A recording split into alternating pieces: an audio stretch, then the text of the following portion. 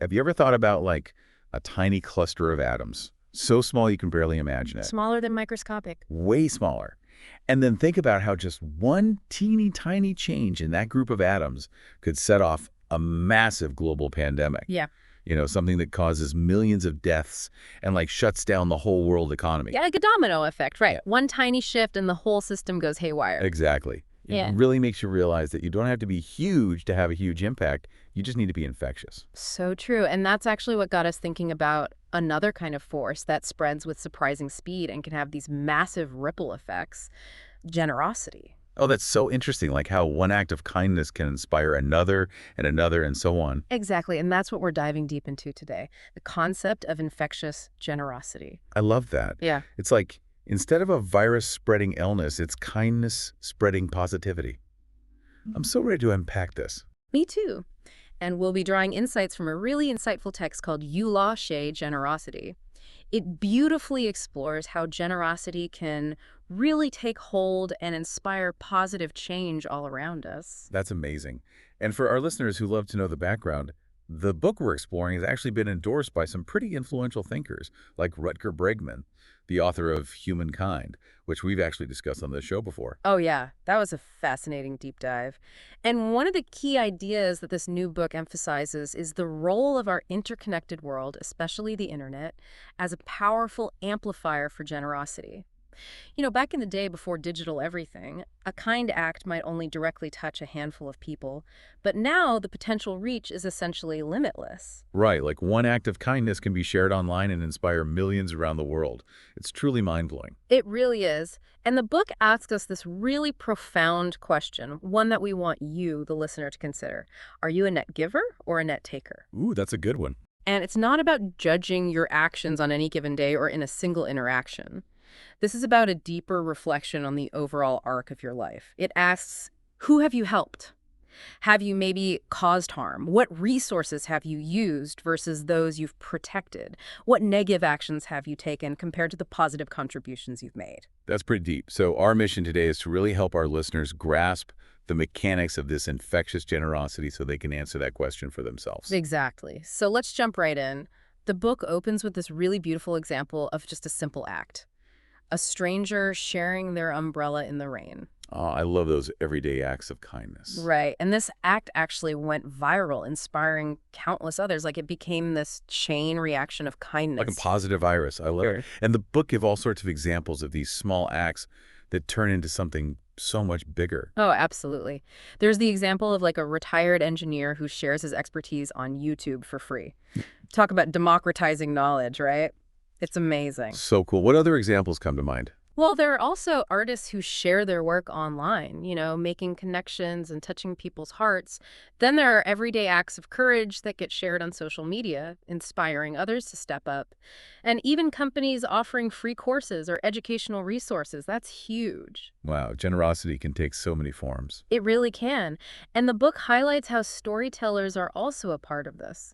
They craft these powerful narratives that can garner support and build communities online. Oh, I see what you mean. Like a story can be an act of generosity because it connects us and allows us to understand each other better. Exactly.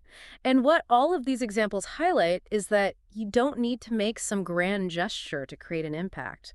Generosity is woven into the fabric of our everyday lives, even in the smallest interactions.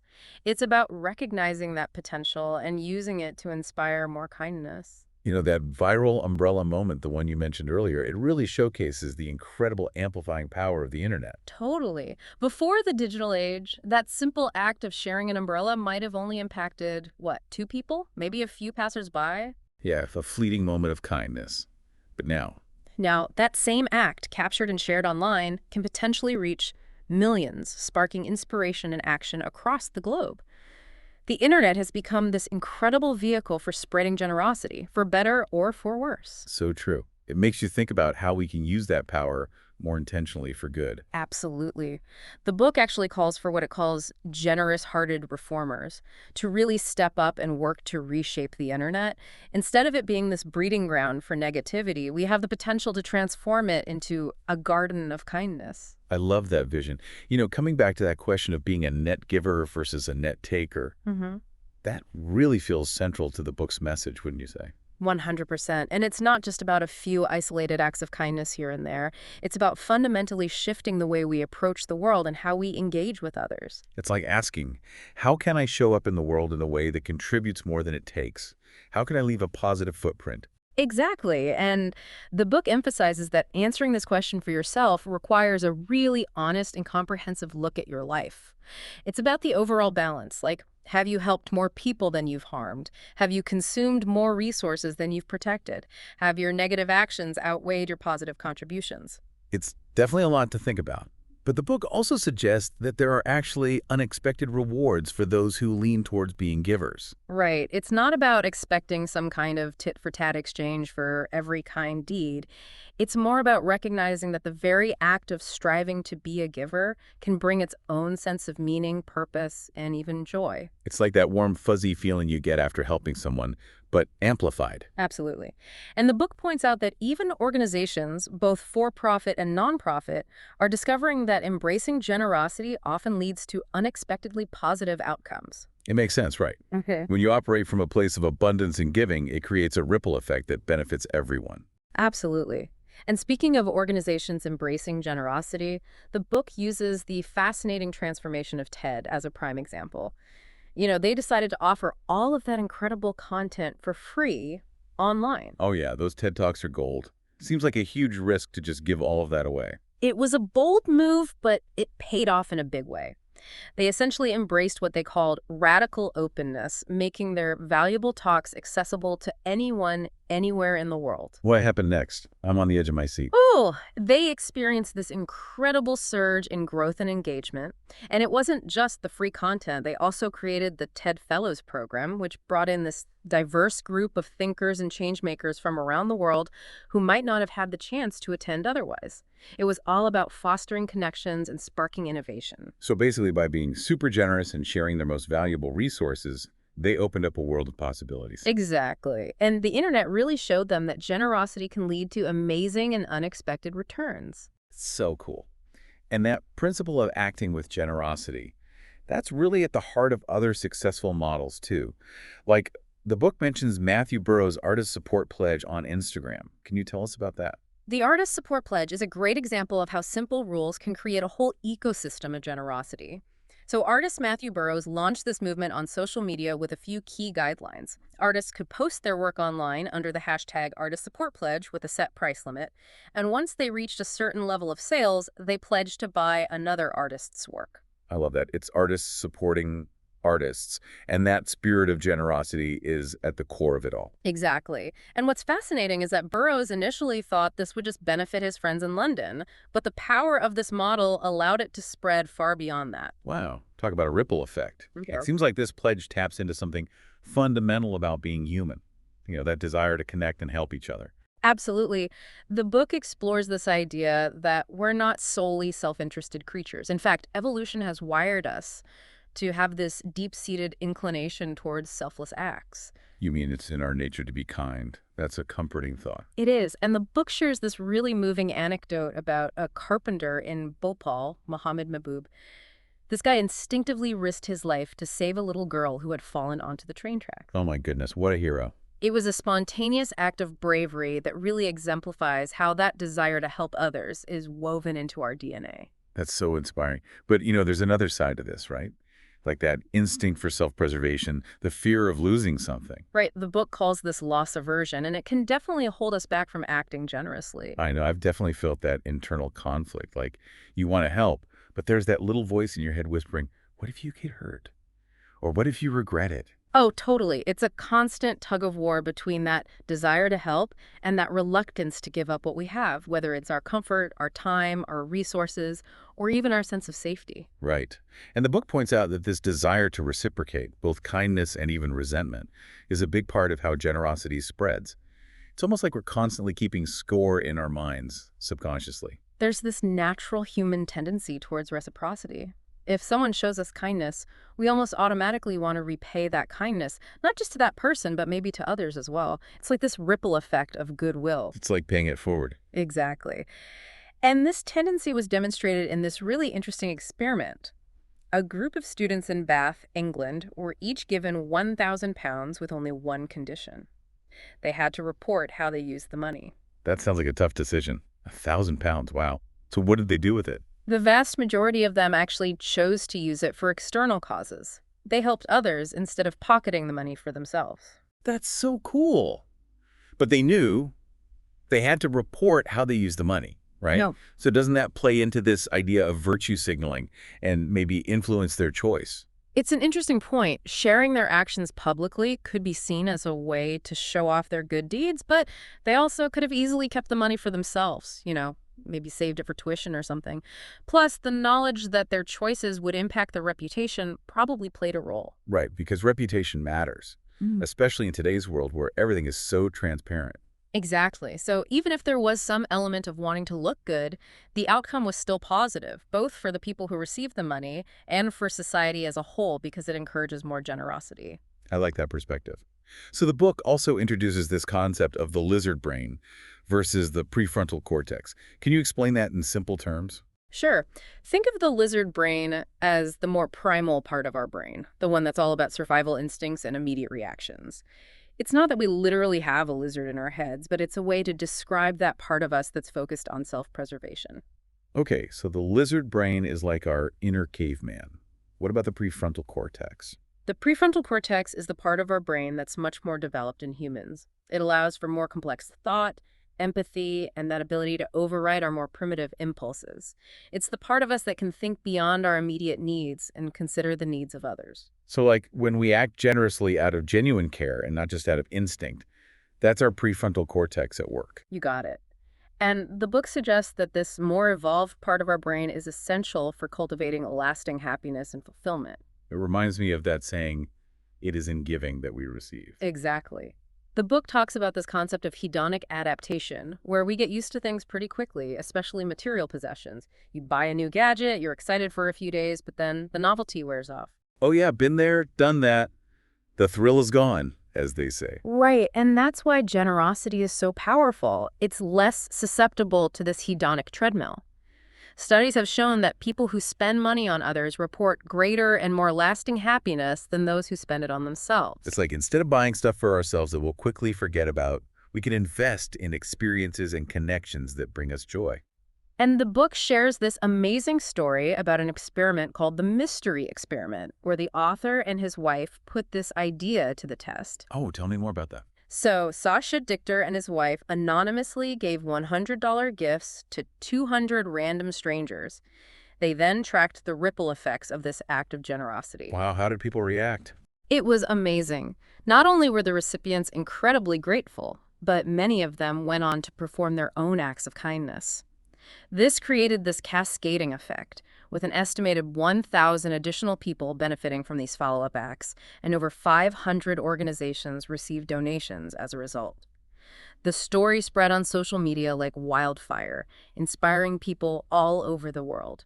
It's a powerful example of how a single act of generosity, even a relatively small one, can trigger this incredible chain reaction of positive change. That's amazing. It makes you realize that we all have the power to make a difference. Absolutely. And it seems like gratitude plays a key role in fostering this kind of generous mindset. You know, the book shares a really insightful anecdote about a retreat leader who emphasized the importance of being kind to our inner demons. Oh, yeah, that was a powerful story. The retreat leader suggested practicing kindness towards our own struggles and imperfections because when we're less harsh on ourselves, we're naturally less harsh on others. It's like that old saying, be kind, for everyone you meet is fighting a hard battle. Exactly. And it ties into the importance of appreciating what we already have. The book mentions David Steinel Rast, a Benedictine monk, who says that we should be grateful for the simple gift of sight, for the beauty of the sky. It's like taking a moment to just be present and grateful for the small things, which can then inspire us to share that goodness with others. Right. And speaking of sharing goodness, the book is full of amazing examples of generosity in action. Like, there's Joshua Coombs, who gives haircuts to homeless people. Yeah, I've seen his work online. It's incredible how such a simple act can have such a profound impact. It's not just about the haircut itself, it's about the connection he makes with each person. He's restoring their dignity, listening to their stories, and bringing a little bit of joy into their lives. And he's raising awareness about homelessness through his online platform, which is so important. Exactly. And then there's Dylan Marin and his project, Conversations with People Who Hate Me. He engages in empathetic conversations with people who have been really nasty to him online. Oh, wow. That takes a lot of courage. It does. He's willing to be vulnerable and try to understand their perspectives, even when it's difficult. It's a beautiful example of generosity in the face of negativity. It's like choosing to meet hatred with understanding instead of more hatred. Exactly. And then there's VTaiwan, this online platform that uses technology to foster consensus and bridge divides on really tough topics. I've never heard of that. How does it work? So they use a platform called Polis, which maps out the relationships between different viewpoints in online discussions. It helps people find common ground and work together to find solutions. So cool. Like a digital town hall meeting. Kind of. It's a great example of how the internet can be used to promote understanding and collaboration. Amazing. The possibilities are endless. And speaking of amazing possibilities, the book also tells the story of Sal Khan and the incredible rise of Khan Academy. Oh, Sal Khan's story is truly inspiring. It all started with him tutoring his cousin in math remotely. I didn't know that. Yeah. I just knew Khan Academy as this massive online education platform. It is now, but it started as a very personal act of generosity. He recorded his lessons and put them on YouTube, initially just for his family. But then other people started watching, and it just exploded from there. Wow. From a simple act of kindness to a global education revolution. That's powerful. Right, and it highlights how sharing knowledge can be one of the most impactful forms of generosity. Absolutely. And then there's Sisters Code, an organization connecting African women in tech. That's such a crucial area to focus on. Absolutely. Sisters Code is all about building this supportive network for women who are often underrepresented in the tech industry. They offer mentorship, resources, and a sense of community. It's about empowering women and creating a more inclusive tech world. I love that. Me too. And the book also dives into the fascinating topic of hospitality in different cultures, sharing stories from Afghanistan and Rory Stewart's incredible walk through Iraq and Afghanistan. Wait, Rory Stewart, the British politician, what was he doing walking through Iraq and Afghanistan? Yeah, he's known for doing some pretty adventurous things. He actually walked across Afghanistan in 2002 and then later wrote a book about it. And the book we're discussing highlights how he relied heavily on the generosity of strangers during his travels. That's crazy. It sounds both terrifying and inspiring at the same time. Right. And it makes you think about how hospitality is expressed differently in various cultures. Like, the book talks about how the level of hospitality offered might be linked to the level of danger a traveler faces in certain environments. That makes sense. Like, the more dangerous the place, the more people band together and look out for each other. Exactly. And the book then contrasts that with the Danish concept of hygge, which is all about creating these cozy and welcoming atmospheres with friends and family. Oh, I love Hidi. It's like that feeling of warmth and connection you get when you're surrounded by loved ones. Right. So you see, generosity takes many forms across different cultures. So true. And speaking of different forms of generosity, the book talks about Lily, Yeah. who uses art to revitalize neglected urban spaces. Lily Ye is an amazing example of how art can be a tool for community building and positive change.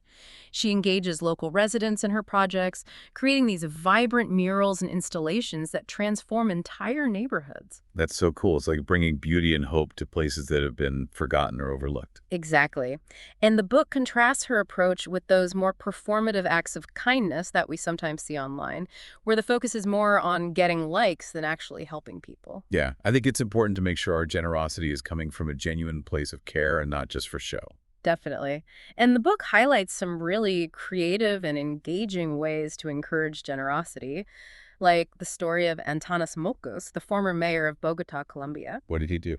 So he had all of these unconventional ideas to improve the city, like using mimes to address traffic violations and creating this Knights of the Zebra Club to recognize law-abiding taxi drivers. Wait, mimes to direct traffic? That's hilarious. Right.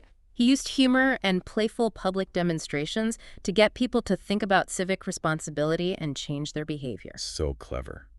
And did it work? It did. He was really successful in reducing traffic fatalities and homicides. It shows how thinking outside the box and using a bit of humor can really inspire people to do good. That's awesome. It's like doing good fun. Exactly. And speaking of fun, the book also talks about how humor is a powerful tool for getting people involved in charitable causes, like the ALS Ice Bucket Challenge or the Movember movement. Oh, yeah, those campaigns went viral. Yeah. Everyone was doing the Ice Bucket Challenge. Exactly. And it raised a ton of awareness and funding for ALS research. Humor helps to break down barriers and make serious issues more approachable, so people are more likely to get involved. It makes sense. When you can laugh about something, it feels less intimidating. Absolutely. And even in times of crisis like the pandemic, generosity can provide so much comfort and connection. I remember how everyone was sharing music and resources online for free. It felt like a global hug. Right. And the book shares the story of the band OK Go, who released their song All Together Now for free during the height of the pandemic. Oh, I love OK Go. They're so creative. I know, right? And they also made the sheet music available to choirs around the world so people could sing together virtually. It was a beautiful way to bring people together during a time of isolation and uncertainty. That's so heartwarming. And speaking of bringing people together, the book talks about how fan communities can amplify generosity on a massive scale, like the BTS Army. Oh, the BTS Army is a force to be reckoned with. They've done some incredible things like matching the band's donations to Black Lives Matter and organizing global tree planting projects. Wow, they really take their fandom to the next level. They do. It's a great example of how a shared passion can be channeled into meaningful action and global impact. It's like they're using their collective power for good. So inspiring. Absolutely. And the book also highlights the success of open source software and Wikipedia as examples of large-scale collaborative generosity in the digital realm. Right, all of those programmers and editors volunteering their time and skills to create something that benefits everyone. Exactly. It shows what we can achieve when we come together and work towards a common goal. It's the power of collective action amplified by technology. Totally. But of course, the internet isn't all sunshine and roses. The book acknowledges the very real problem of negativity and hate speech online. Yeah, for every heartwarming story, there seems to be a troll lurking in the comments section. Unfortunately, it's true. But the book also offers some ideas on how we can combat that negativity and foster more kindness online. Okay, I'm all ears. One suggestion is to respond to hateful comments with grace and understanding, instead of getting sucked into arguments. It's also important to support online platforms that prioritize positive interactions and have clear community guidelines. It's like we have to be intentional about creating the kind of online world we want to live in. Absolutely. And there's this really cool idea called anti-hate clusters, where people actively work to drown out hateful voices with positive messaging. Oh, like a digital army of kindness warriors. I love it. Right. It's all about reclaiming the digital space for good. That's so important.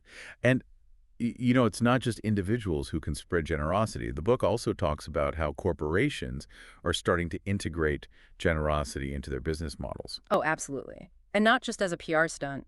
Companies are realizing that treating their employees well, being environmentally responsible, and giving back to their communities can actually be good for business. So it's a win-win. Exactly. And the book gives some great examples, like Maersk, the shipping company, committing to decarbonize their operations, even though it's a costly endeavor. Wow, that's huge. It is.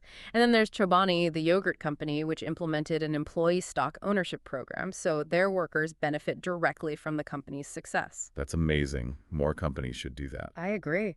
And then there's Patagonia, the outdoor clothing company, which has a long history of environmental activism and supporting their employees. Patagonia is a great example of a company that puts its values into action. Totally.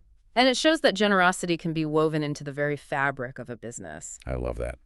And speaking of weaving generosity into the fabric of something, the book highlights the power of collective giving through local initiatives and online fundraising efforts. Oh, collective giving is so powerful. It's like when people pool their resources and work together, they can achieve so much more than they could individually. Like the saying, many hands make light work. Exactly. And it also creates a sense of community and shared purpose, which is so important in today's world. Absolutely.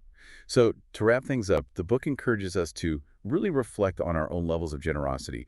How do we give of our time, our possessions, our knowledge, our networks, and our financial resources? It's a great question to ask ourselves. Are we net givers or net takers? And it's not about comparing ourselves to others. It's about honestly assessing our own capacity to give. Right, like what can we contribute, even in small ways? Exactly. And for those who are specifically interested in reflecting on their financial generosity, the book recommends checking out givingwhatwecan.org. It's a great resource for exploring effective giving. Awesome. We'll be sure to include a link to that in our show notes. Perfect. So as we come to the end of this deep dive into infectious generosity, we hope it's inspired you to think about how you can contribute to a more generous and interconnected world. Because we're all in this together, right? Absolutely. And we have the power to create a ripple effect of kindness that spreads far and wide. We just have to be willing to take that first step. And on that note, we'll leave you with a final question to ponder. What's one small act of generosity you can commit to today that might have an unexpected ripple effect? It could be anything from buying a coffee for the person behind you in line to volunteering your time at a local charity. No act of kindness is too small. And if you're feeling inspired to explore these ideas further, check out infectiousgenerosity.org, where you can find more resources and even connect with our AI assistant, Biggie. Such a great resource. And finally, we want to take a moment to acknowledge all the amazing people out there who are quietly dedicating their time, talents, and resources to making the world a better place. You are the true heroes of infectious generosity. Thank you for all that you do. Until next time, stay generous, stay curious, and keep spreading the love.